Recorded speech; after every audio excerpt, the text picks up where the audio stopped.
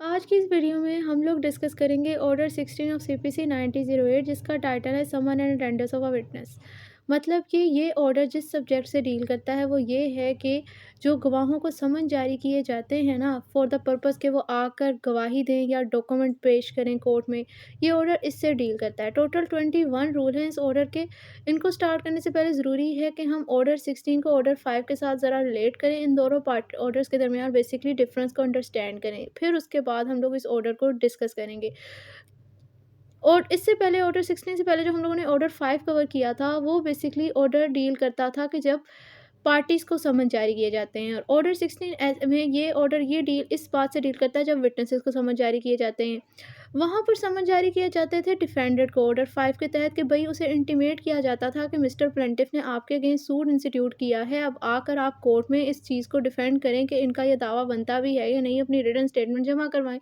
इस चीज़ के हवाले से ऑर्डर 5 के तहत डिफेंडेड को समन जारी किया जाता था। ऑर्डर 16 में बेसिकली विटनेसेस को समन जारी किया जाता है। क्यों? क्योंकि वो कह रहे हैं ऑर्डर 14 के तहत बेसिकली जो पार्टीज़ के दरमियान इश्यू फ्रेम किए होते हैं ना कोर्ट ने कि इन इश्यू पर पार्टीज़ का डिस्प्यूट है, इसको पार्टीज़ ने साबित करना है। अब उसको साबित करने के लिए ऑर्डर 16 के तहत ही पार्टीज़ ने बेसिकली अपनी लिस्ट ऑफ विटनेसेस प्रोवाइड की हुई है कि भई ये हमारे गवाह हैं, इनके थ्रू जो हमारे जो इश्यू है ना उनको हम साबित करेंगे। तो कोर्ट फिर ऑर्डर 16 के तहत उन्हीं गवाहों को समन जारी करता है कि ठीक है, आएँ और आके इन इश्यू के मतलब गवाही दें ताकि वो अपना जुडिशियल माइंड अप्लाई कर सके और डिसाइड कर सके कि बेसिकली इस मैटर ऑफ कंट्रोवर्सी का डिसीजन का बनेगा गवाहों की गवाही को सुनने के बाद। सो ये बेसिकली इश्यू फ्रेम होने के बाद उन इश्यू के मतलब गवाही लेने से लिए विटनेसेस को समन जारी किया जाता है ऑर्डर 16 के तहत। यही बेसिकली इन दोनों ऑर्डर के दरमियान बुनियादी तौर पर फ़र्क है। मैंने इनको आपस में इसलिए रिलेट करना ज़रूरी समझा क्योंकि इन दोनों में समन की बात हो रही है, लेकिन वहाँ पर समन डिफेंडेड को जारी हो रहा है और यहाँ पर समन विटनेसेस को जारी हो रहा है और पर्पसेस भी इनके दरमियान डिफरेंट डिफरेंट है। अब आई होप आपको इन दोनों के दरमियान का डिफरेंस क्लियर हो गया होगा कि इन दोनों ऑर्डर का सब्जेक्ट आपस में एक दूसरे से डिफरेंट है। तो अब हम लोग डिस्कस करते हैं ऑर्डर 16 को। तो ऑर्डर 16 के टोटल 21 रूल हैं। फर्स्ट रूल से स्टार्ट करते हैं। सो फर्स्ट रूल कहता है summon to attend to give evidence और प्रोड्यूस डॉक्यूमेंट। सो रूल 1 के टाइटल से क्लियर हो रहा है कि समन जो है वो 2 चीज़ों के हवाले से जारी किया जा सकता है। कि या तो वो जारी किया जाता है विटनेसेस को कि आकर गवाही दे वो, नंबर 1 इसके लिए उसे समन जारी किया जा सकता है, या फिर विटनेसेस को वो जारी किया जा सकता है इसलिए कि वो उसे कहते हैं कि भई आप आके कोई डॉक्यूमेंट कोर्ट में प्रोड्यूस करें। इन 2 पर्पसेस के हवाले से समन विटनेसेस को जारी किया जा सकता है।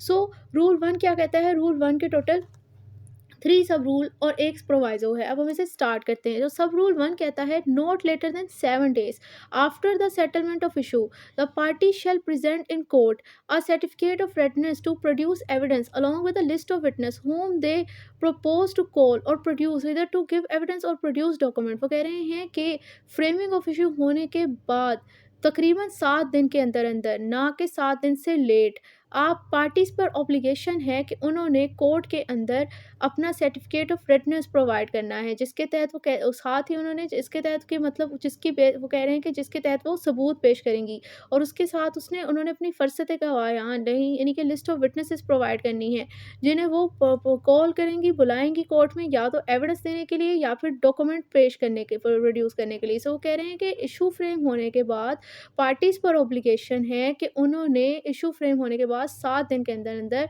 कोर्ट को अपनी certificate of redness plus list of witness provide करनी है कि मतलब ये गवाह हमारी तरफ से आके या तो गवाही देंगे या कोई डॉक्यूमेंट प्रोड्यूस करेंगे। इस हवाले से उन्होंने कोर्ट को एक लिस्ट ऑफ विटनेस प्रोवाइड करनी होती है 7 दिन के अंदर इशू फ्रेम होने के बाद। सो सब रूल 2 कहता है कि party shall not be permitted to call or produce witness other than those contained in the set list. मतलब अगर तो कोई पर्सन फरसत गवाहान में लिस्ट ऑफ विटनेस में ऐसा विटनेस पार्टी ने लिखा नहीं है, मेंशन नहीं किया, तो जो पर्सन उस लिस्ट में मेंशन नहीं है उसे कोर्ट की प्रोसीडिंग में ऐसा गवाह पेश किया ही नहीं जा सकता। कोर्ट इस चीज़ को अलाउ नहीं करेगी। सिर्फ अलाउ करने की एक ही रिक्वायरमेंट है, वो कह रहे हैं कि except with the permission of a court and after showing good cause for the omission to the said witness from the list. मतलब अगर आप कोर्ट से इजाज़त ले लें, कोर्ट को एक सफिशिएंट काउज दे दें कि भाई क्यों हमसे ये छूट गया था विटनेस इस लिस्ट में मेंशन करना। हो सकता है बाद में आपको केस की प्रोसीडिंग के दौरान कोई गवाह मिला हो जो कि आपको मटेरियल लगता है और उस टाइम जिस टाइम आप जमा करवा रहे थे उस टाइम वो गवाह आपकी नॉलेज में मतलब आपने वो डिस्कवर नहीं किया था। तो वो आप ये कोर्ट को सफिशिएंट काउज दे सकते हो कि ये तो हमें पता ही अभी चला है कि ये भी हमारे केस के अंदर एक गवाह है। तो तब आप एक सफिशिएंट काउज देके उसे बाद बाद में भी कोर्ट से परमिशन लेके प्रोड्यूस करवा सकते हो and the court grant such permission, court इसे परमिशन ग्रांट करेगा और उसके लिए रीज़न रिकॉर्ड भी करेगा। बेसिकली कोर्ट यहाँ पर इस स्टेज पे जो परमिशन ग्रांट करता है ना किसी गवाह को या किसी डॉक्यूमेंट को प्रोड्यूस करने की, जो कि पहले आप लोगों ने लिस्ट ऑफ रिलायंस और लिस्ट ऑफ विटनेस में वो गवाह और डॉक्यूमेंट नहीं ऐड किया होता, वो कोर्ट अपनी सेक्शन 151 सीपीसी के अंदर इनहेरेंट पावर को इस्तेमाल करते हुए ये ऐसी इजाज़त देता है कि ताकि जस्टिस हो सके, सही फैसला है, इंसाफ के तकाज़े पूरे हो सके। नेक्स्ट है sub rule 3। On application to the court or such officer as it appoint his behalf the party may obtain summon for person whose attendance is required in a court. मतलब जिस पार्टी ने अगर किसी को समन जारी करवा के कोर्ट से बुलवाना है ना, इजाज़त लेनी है, तो उसके लिए वो दरख़्वास्त देते हैं कोर्ट को या उस ऑफ़िसर को जो कि इस बिहाफ़ पे इसी पर समन जारी करने के लिए अपॉइंट हुआ होता है, उसे वो दरख़्वास्त देते हैं कि भई फ़लाँ बंदे के नाम पे आप समन जारी कर दें ताकि वो कोर्ट में आ सके। Next proviso provided that know someone shall be issued for service on a person under rule 8। मतलब कोर्ट जो है ना रूल 8 के तहत बेसिकली इसी ऑर्डर का रूल 8 डील करता है कि जब कोर्ट समन जारी करती है किसी बंदे को, तो वो कह रहे हैं कि रूल 8 के तहत किसी पर्सन को समन जारी नहीं किया जाना तब तक unless an application that behalf is made not later than 14 day period to the date fix for the hearing. मतलब जो डेट जो कोर्ट की सुनवाई का दिन है, हियरिंग का पेशी का डे है, उस डे से तकरीबन 14 दिन पहले आप लोगों ने 14 डेज़ पहले आपने ये दरख्वास्त देनी है। मतलब ये नहीं है कि 12-13 दिन रह गए हैं हियरिंग में, तब आप उठकर मुँह उठाकर दरख्वास्त दे रहे हो। तकरीबन मैक्सिमम आपको टाइम दिया गया है जो है कि 14 डेज़ अभी हियरिंग में अभी पड़े हों, उससे पहले आपने दरख्वास्त देनी है कि भई फलाँ बंदे को हम समन जारी करवाना चाहते हैं। साथ में जो भी इसके समन भेजने पर उस गवाह के कोर्ट में आने पे खर्चा वगैरह लगना है, वो एक्सपेंसेस भी आपने प्रोवाइड करने हैं। तभी आप ये कोर्ट से समन जारी करवा सकते हो रूल 8 के तहत, अदरवाइज़ समन ही कोर्ट फिर जारी करती। अब यहाँ तक आपको फेडरल लेवल पर तो ऑर्डर 16 का रूल 1 कंप्लीट हो गया। अब इसी रूल 1 के अंदर पंजाब लेवल पर कुछ अमेंडमेंट्स हुई हैं, पहले हम लोग उसको डिस्कस करेंगे, फिर हम लोग रूल 2 की तरफ जाएँगे।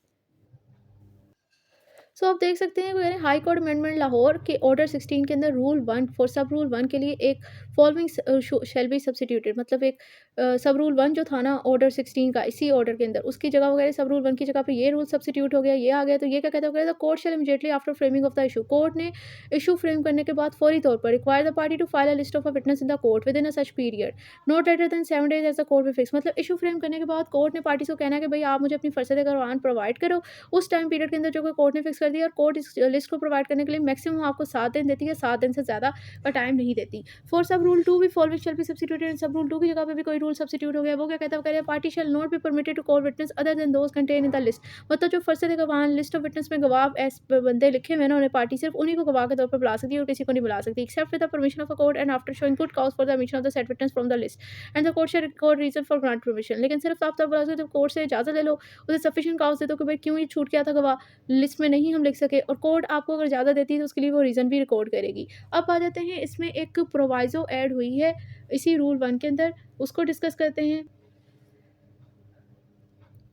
प्रोवाइज़ो क्या कहती है वगैरह provided that no party who has begin to call his witness. मतलब कोई भी पार्टी जो कि अपने गवाहों को पेश करना स्टार्ट करती है सबसे पहले, जैसे कि प्लेंटिफ के ऊपर राइट टू बिगिन होता है केस का, उसने अपने गवाह पहले पेश करने होते हैं, तो वो कह रहे हैं कि वो अपने जो भी पार्टी जो कि केस को बिगिन कर रही है, जैसे प्लेंटिफ का राइट है, ऑर्डर 18 का रूल 1 कहता है कि right to begin a case plaintiff का होता है, तो वो कह रहे हैं उसी ने फिर इसका मतलब अपने केस विटनेसेस भी प्रोड्यूस करने हैं, तो वो कह रहे हैं कि वो पार्टी जो कि केस को स्टार्ट कर रही है वो किसी ऐसे गवाह को बुलाने का हक नहीं रखती shall be entitled to obtain process to enforce the attendance of any witness against whom process has not been previously issued or produce any witness not named as। मतलब किसी ऐसे गवाह को बुलाने का हक नहीं रखती जिसका नाम गवाहों की लिस्ट में था ही नहीं और जिसके अगेंस्ट पहले कोई प्रोसेस वगैरह मतलब यही समन से बुलाने के लिए इशू वगैरह हुआ भी नहीं।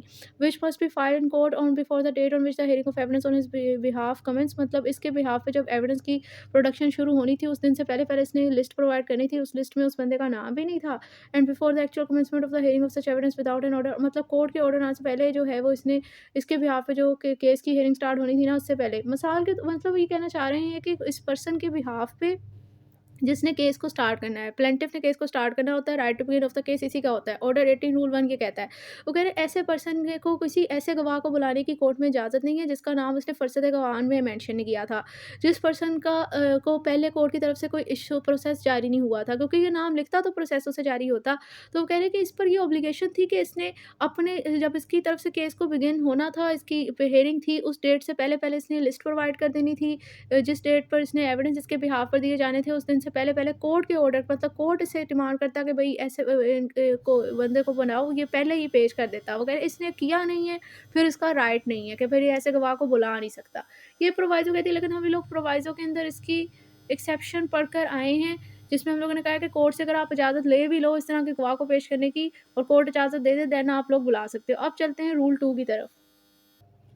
ओके, नेक्स्ट है रूल 2। वो कहता है expenses of witness to be paid into court and applying for summon. मतलब जब आपने कोर्ट से समन जारी करवाने किसी गवाह को, तो तब आपको उस गवाह को बुलाने के लिए कुछ खर्चे अखराजात भी कोर्ट में पे करने पड़ेंगे। रूल 2 इससे बात करता है। टोटल 3 सब रूल हैं इसके। सब रूल 1 क्या कहता है? Sub rule 1 state that the party applying for a summon shall before the summon is granted and within a period to be fix. मतलब वो पार्टी जो कि समन के लिए अप्लाई करी कोर्ट से कि कोर्ट फलां पढ़ने को समन जारी कर दे ताकि वो कोर्ट में आ जाए, करें समन जारी होने से पहले, और जो टाइम पीरियड फिक्स्ड है मतलब समन के लिए अप्लाई करने के लिए जो टाइम पीरियड फिक्स है उस टाइम पीरियड के अंदर, और जो टाइम पीरियड समन के जारी होने से पहले इस पर्सन पर ऑब्लिगेशन है कि इस पर्सन पर ऑब्लिगेशन है कि इसने पे करने कोर्ट में such sum of money as a paid to the court to be sufficient to defray the travelling and other expenses of the person summon in passing to and from the court in which he is required to attend and for 1 day attendance. मतलब इस person ने ना वो खर्चात वो पैसे जमा करवाने जो कि कोर्ट को लगते हैं कि सफिशिएंट होंगे इस पर्सन को जिसको हम बुला रहे हैं उसके ट्रैवलिंग के एक्सपेंसेस के लिए, और जो इसकी 1 डे अटेंडेंस के लिए, और जिस कोर्ट में ये आ रहा है उधर आने के लिए जितने मतलब इसके अटेंडेंस पे जितने अखराजात लगेंगे ना, उन तीनों पैरामीटर्स को देखते हुए इन पैरामीटर्स को देखते हुए कोर्ट डिसाइड करता है कि इसके ट्रैवलिंग के अखराजात, इसके कोर्ट में 1 दिन पेशी में रखने के लिए और कोर्ट आने के लिए जो भी इसके अखराजात होंगे उसकी मुनासबत से वो पैसे फिक्स करेगा, और उतनी अमाउंट आपने कोर्ट में जमा भी करवानी क्योंकि आप उसे ऐसा गवाह बुलवाना जो चाहते हो।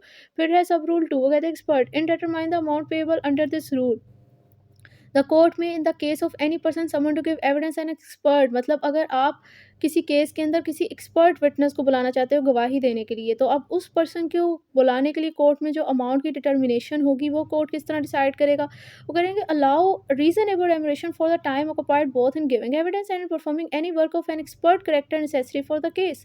मतलब कि उस पर्सन को इस एक्सपर्ट विटनेस को कोर्ट में आने के ऊपर जो गवाही देने में उसका टाइम लगेगा उस चीज़ को देखते हुए, इसी तरह जो इसने अपने एक्सपर्टीज़ को इस्तेमाल करते हुए कोई वर्क करना है केस से मुतल्लिक, उसमें उसको परफ़ॉर्म करने में जो इसके पैसे लगेंगे, उस दोनों चीज़ों को देखते हुए उस हिसाब से इस एक्सपर्ट विटनेस की रेमुनरेशन डिसाइड होती है।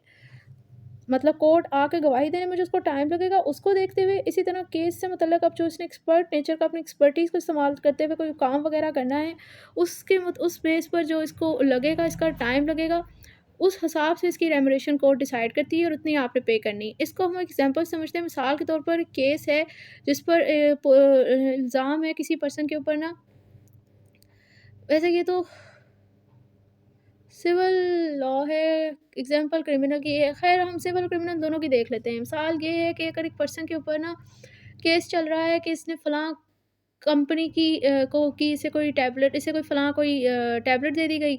इसको हम क कर लेते हैं कि ये ना कि डायग्नाइज़ था ये पर्सन, हार्ट पेशेंट था या किडनी पेशेंट था या कोई भी इसे कोई बीमारी थी, और उस तरह के पेशेंट को ना ये फ़लाँ मेडिसिन नहीं देते, कोई मेडिसिन उसे दे दी गई है।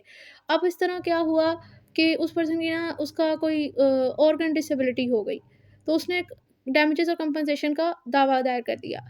अब दूसरी पार्टी कहती है कि इसको अपनी वजह से ही हुआ है, हमारी कंपनी की मेडिसिन इस्तेमाल करने की वजह से ऐसा नहीं हुआ। तो अब यहाँ पर कोर्ट के पास ये इशू है कि वाक़ई इसी मेडिसिन की वजह से ऐसा कुछ हुआ है इस पर्सन के साथ, क्या ऐसी पॉसिबिलिटी है? तो कोई केमिकल एनालिसिस्ट होंगे इस केस के अंदर, एक्सपर्ट विटनेस, जो कि अब इसके बारे में बताएँगे कि वाक़ई ऐसी पॉसिबिलिटी है या नहीं। अगर हम उसको गवाह के तौर पर इस केस में लेकर आ रहे हैं ताकि वो कोर्ट को अपने एक्सपर्ट ओपिनियन दे, कोर्ट को अपनी एक्सपर्टीज़ से जो है वो बेनिफिट प्रोवाइड करे, तो वो पर्सन आकर बताएगा, वो अपनी ज़ाहिर-सी बात है वो अपना वर्क वग़ैरह करेगा, लैब में अपनी एक्सपर्टीज़ देगा, क्योंकि उसको जो उसने पढ़ा होगा डिटेल एनालिसिस करके आएगा कि वाक़ई ही इसका असर इस पर होता है इस मेडिसिन का, इस पेशेंट पे, कि इससे ऐसा इसके साथ कोई कॉन्सिक्वेंस हैं, क्योंकि हर दवाई के, हर मेडिसिन के कुछ ना कुछ साइड इफ़ेक्ट होते हैं, वो इनको पता होते हैं, जो उस फ़ील्ड के बंदे हैं ना, टेक्नोक्रेसी डिपेंड करती है। सो ये पर्सन आके कोर्ट में अपनी एक्सपर्टीज़ प्रोवाइड करेंगे, तो कोर्ट फिर इनकी एक्सपर्टीज़ की बेस पर और जितना इनको टाइम लगना है कोर्ट में आकर गवाही देने पर, उस हिसाब से इनकी रेमुनरेशन डिसाइड करता है कि इनको इतने पैसे मिलने चाहिए, कोर्ट में आकर गवाही देने के लिए। इसी तरह सिविल मैटर में अगर देख लें कि अगर केस के पास लगा हुआ है कोर्ट के पास, जिसमें ऑब्जेक्ट ये है कि फलाँ वसीयत पर ना साइन जो है वो फैब्रिकेटेड हैं, फ़ोर्ज्ड हैं। फैब्रिकेटेड वसीयत है कह रहे हैं, क्योंकि क्योंकि फ़ोर्ज्ड सिग्नेचर हैं, जाली दस्तखत हैं। लोग कह रहे हैं कि भई ये जो टेस्टर की डेथ हुई है इसके सिग्नेचर नहीं है। उसके लीगल एड कह रहे हैं कि ये जो बेनिफिशियरी ऑफ द विल है ना, ये झूठी विल ले आया है, इस पर जाली दस्तखत हैं, ये टेस्टर के सिग्नेचर नहीं है। तो अब इस केस में एक्सपर्ट विटनेस वो होगा जिस पर्सन को उसकी राइटिंग का पता होगी, और जो सिग्नेचर एक्सपर्ट होगा, हैंड राइटिंग एक्सपर्ट आएँगे, वो पर्सन इसमें आकर कोर्ट को बताएँगे कि वाक़ई ये है या नहीं, तो उनकी भी एक्सपर्टीज़ लगेंगी। तो उनकी एक्सपर्टीज़ की बेस पर जितना उनका टाइम उनको कोर्ट पर आकर लगना है, उस हिसाब से उनको रेमुनरेशन प्रोवाइड की जाएगी। नेक्स्ट आ जाता है scale of expenses, where the scale of expenses where the court is subordinate to a high court, regard shall be had in fixing the scale of such expenses to any rules made in that behalf. वो कह रहे हैं कि जब जो court समन जारी कर रहा है ना किसी पर्सन को कि आके वो गवाही दे, वो बेसिकली हाई कोर्ट से सबऑर्डिनेट कोर्ट है, मतलब वो हाई कोर्ट के सबऑर्डिनेट कोर्ट है, हाई कोर्ट से सुपीरियर कोर्ट नहीं है। तो उसने तो कोई रूल्स और रेगुलेशन नहीं बनाए हुए कि कितना एक्सपेंसेस प्रोवाइड करने हैं गवाह को जब आप उसे समन जारी कर रहे हैं। तो कह रहे हैं हाई कोर्ट ने जो इस हवाले से रूल बनाए हुए ना, वो उसी रूल्स को फॉलो करेगा। समन के हवाले से जो एक्सपेंसेस प्रोवाइड करने हैं ना, हाई कोर्ट ने जो रूल्स बनाए वो उन्हीं रूल्स को फॉलो कर लेगा। अब यहाँ पर एक चीज़ मुझसे मिस हो गई, वो ये है कि रूल 2 के सब रूल 1 के अंदर एक एक्सेप्शन ऐड हुई है पंजाब अमेंडमेंट में। पहले हम एक्सेप्शन को डिस्कस करेंगे, फिर हम जाएँगे रूल 3 की तरफ। सो एक्सेप्शन आपके सामने है कि वो कह रहे हैं कि फॉलोइंग एक्सेप्शन हमने इंसर्ट की है सब रूल 1 के बाद। एक्सेप्शन क्या कहती है? When applying for a summon for any of its own officer, government will exempted from the operation of the clause 1।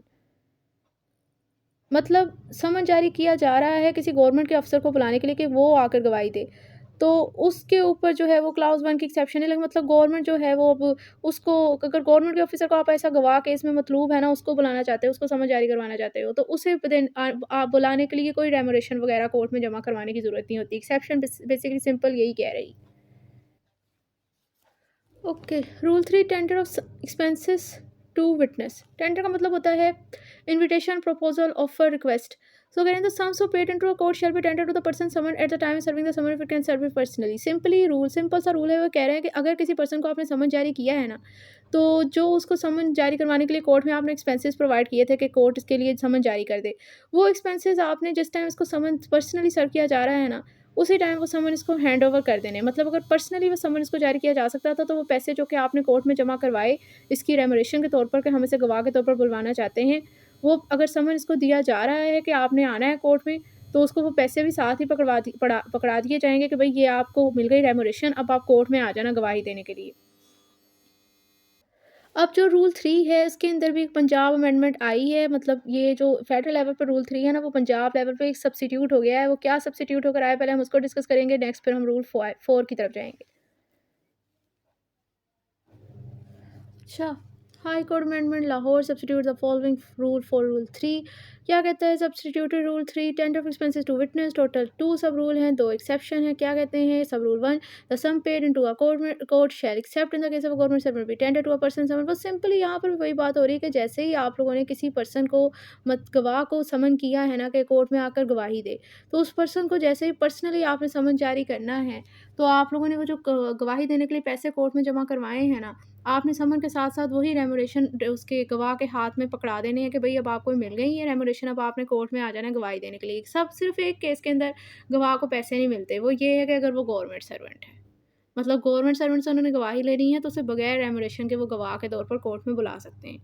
सब रूल 2 ये कहता है कि जब पर्सन जिसको गवर्नमेंट सर्वेंट है और उसको समन किया जा रहा है ऐसा गवाह के तौर पर, गवर्नमेंट सर्वेंट को ऐसा गवाह बुलाया जा रहा है, तो जो कोर्ट पैसे तो इसकी रेमुनरेशन यहाँ पर बात की जा रही है कि पैसे तो इसके लिए भी दिए जाते हैं कोर्ट में इसको बुलाने के लिए, लेकिन वो जाते हैं गवर्नमेंट के खजाने में। वो shall be credited to the government, वो गवर्नमेंट को मिलेंगे। गवर्नमेंट सर्वेंट को नहीं मिलेंगे, गवर्नमेंट को मिलेंगे।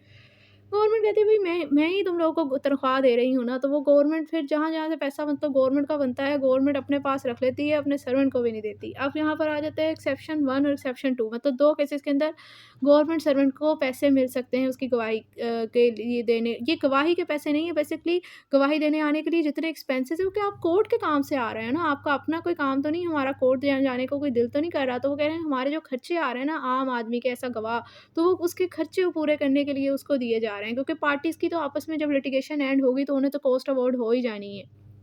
जिस पार्टी का फ़ॉल्ट होगा उसकी तरफ से दूसरी पार्टी को मिल जानी है, कोर्ट ने करवा देनी है। लेकिन जो गवाह आ रहा है केस के अंदर उसका क्या कसूर है? उसके जो कोर्ट के वो अपने काम से तो नहीं आ रहा कोर्ट, तो वो आ रहा है इनके काम से, तो फिर इन पर ही ऑब्लिगेशन है कि यही उसको बुलाने के अखराजात उठाएँगे, जो पार्टी से ऐसा गवाह बुलाना चाहती है। सो 2 एक्सेप्शन है जिसमें बता रहे हैं कि गवर्नमेंट सर्वेंट को भी जो है ये उसके रेमुनरेशन मिल सकते हैं जब वो गवाह के तौर पर कोर्ट में आ रहा है। वो कब मिल सकते हैं? वो कह रहे हैं इन केसेस में government servant have to give evidence at a court, मतलब गवर्नमेंट सर्वेंट जिसने गवाही देनी है कोर्ट के अंदर, not more than 5 mile from their headquarter, actual travelling expenses incurred by them when court consider necessary to be paid to them. So वो कह रहे हैं कि यहाँ पर ना जिस गवर्नमेंट सर्वेंट ने कोर्ट में गवाही देने के लिए आना है और उसकी जो प्लेस ऑफ रेजिडेंस है ना, उसका कोर्ट से कितने दरमियान कितना डिफरेंस है, वो कह रहे हैं 5 मील तक है, उससे ज़्यादा नहीं है। तो अब इस सिचुएशन में जो भी इसके ट्रैवलिंग एक्सपेंसेस आएँगे, अगर कोर्ट को लगता है तो कोर्ट इसको पे कर सकती है। मतलब इसकी प्लेस ऑफ रेजिडेंस और कोर्ट जहाँ पर सिचुएट है वहाँ पर कितना डिस्टेंस हो, 5 मील, 5 मील से ज़्यादा ना हो। इस सिचुएशन में जो उसको ट्रैवलिंग एक्सपेंसेस आ रहे हैं उनको ओवरकम करने के लिए इसको रेमुनरेशन कोर्ट देना चाहे तो दे सकती है। एक्सेप्शन 2 है, गवर्नमेंट सर्वेंट, अगर वो यहाँ पर कह रहे हैं government servant salary does not exceed 10 पर mention way receive expenses from the court. पर मेंसन एक लेटर टर्म है जिसका मतलब है एवरी मंथ बाय मंथ। मतलब वो ये कहना चाह रहे हैं कि अगर कोई गवर्नमेंट सर्वेंट है जिसकी माहाना सैलरी सिर्फ़ और सिर्फ़ ₹10 है, ₹10 से ज़्यादा है ही नहीं, तो उस पर्सन को एक्सपेंसेस कोर्ट की तरफ से प्रोवाइड किए जाएँगे जब उसने कोर्ट में गवाही देने के लिए आना है, उसके उसकी गवाही देने के लिए। सो ये बेसिकली एक्सेप्शन 2 जो है वो एक तरह से देखा जाए तो रिलीफ़ ना मिलता हुआ रिलीफ़ है।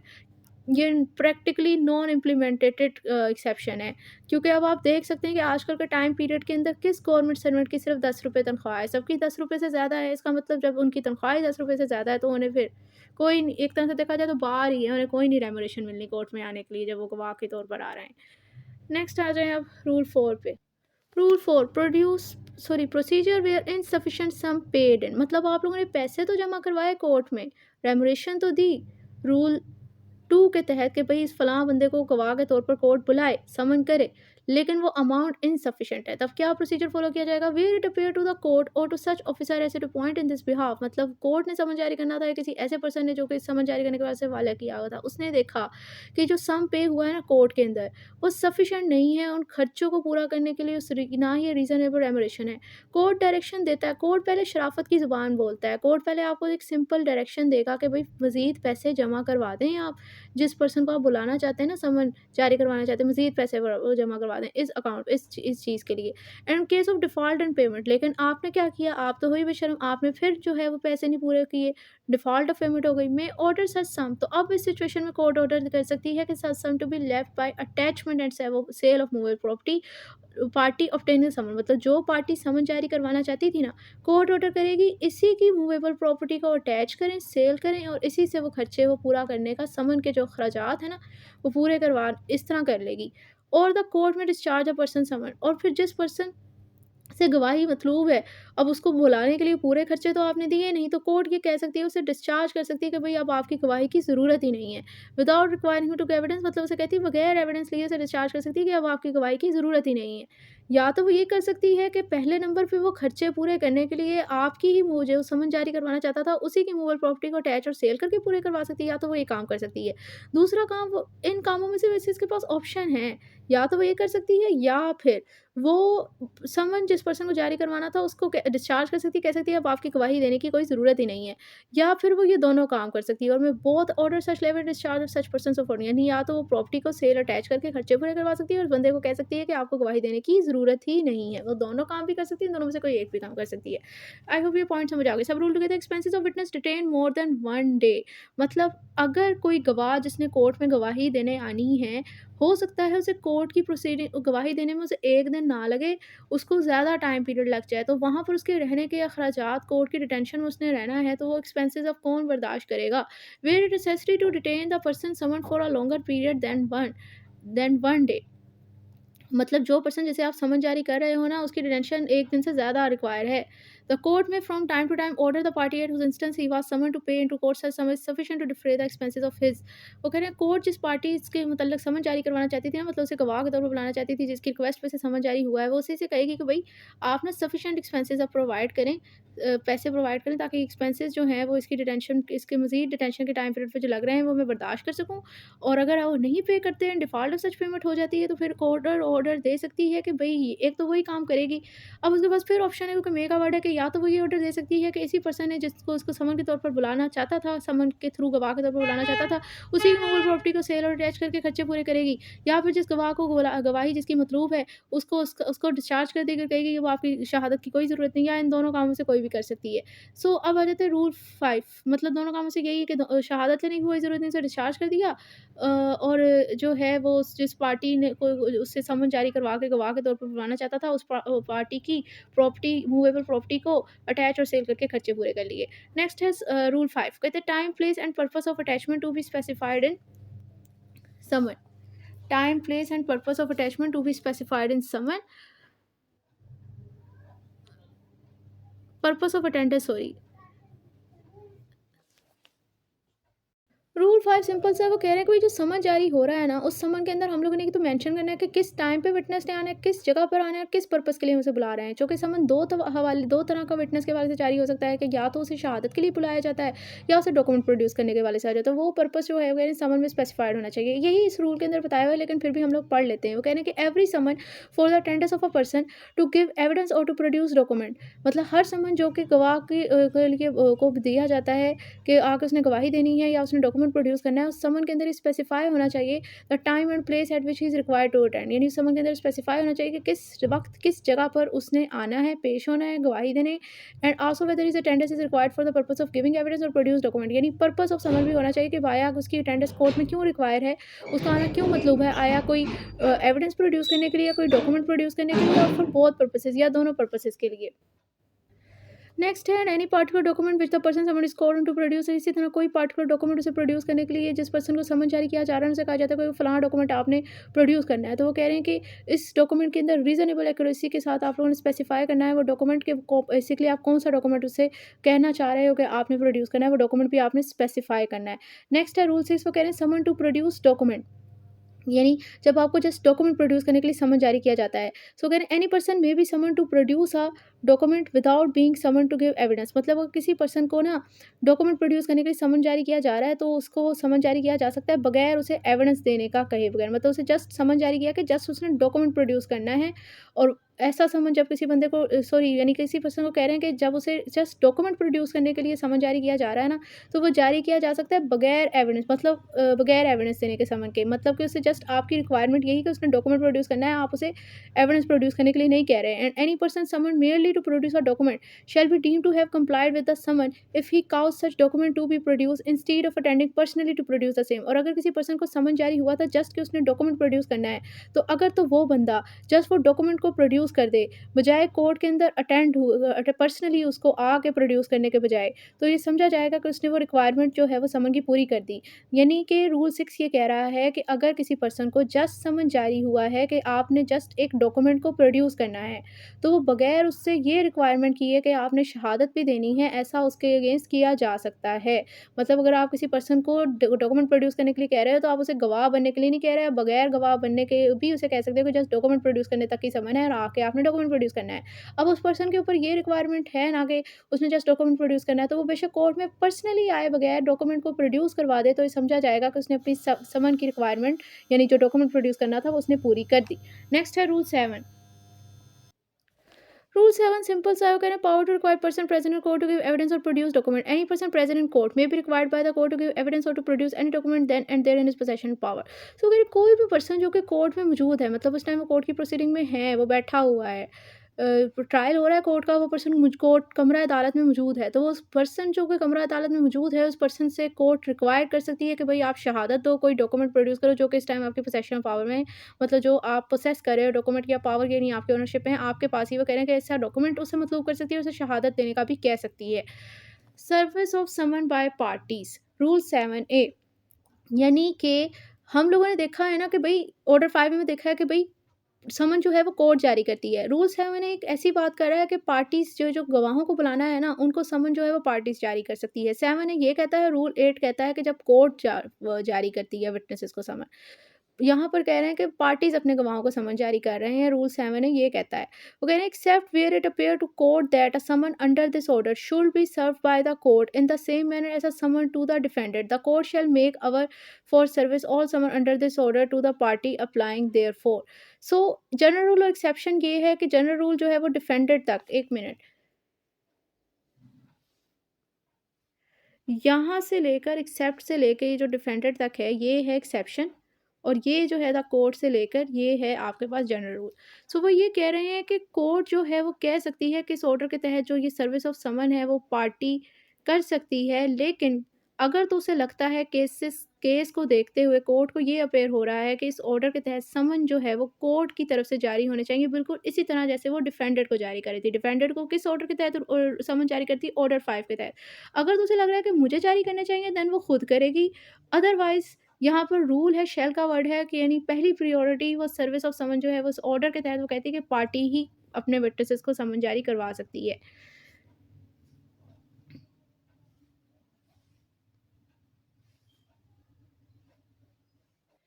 Next, sub-rule together, the service shall be effected by or on behalf of such party by delivering or tendering to the witness in person a copy thereof signed by the judge, such officer responds on his behalf and sealed with seal of the court। मतलब जो समन की copy जिस पर जज के या इस officer के जो कि इस समन को जारी करने के हवाले से अपॉइंट हुआ हुआ था और कोर्ट की सील हो, अगर उस समन की कॉपी जिस पर ये दो सिग्नेचर और सील दोनों रिक्वायरमेंट पूरी हो और पार्टी की तरफ से विटनेसेस को ये डिलीवर कर दिया जाए, तो वो फैक्चुअल डिलीवरी कंसीडर की जाती है पार्टी के बिहाफ पे कि हाँ भाई विटनेस को सर्विस ऑफ समन मिल हो गई है।